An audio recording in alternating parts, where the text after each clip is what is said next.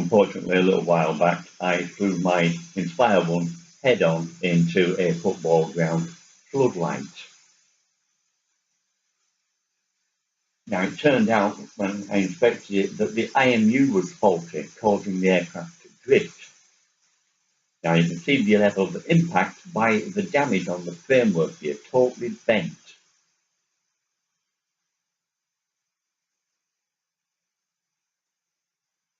Here you'll notice two of the motors totally gone. Now, initially, I thought just one of the arms were broken, well, that's what it looked like.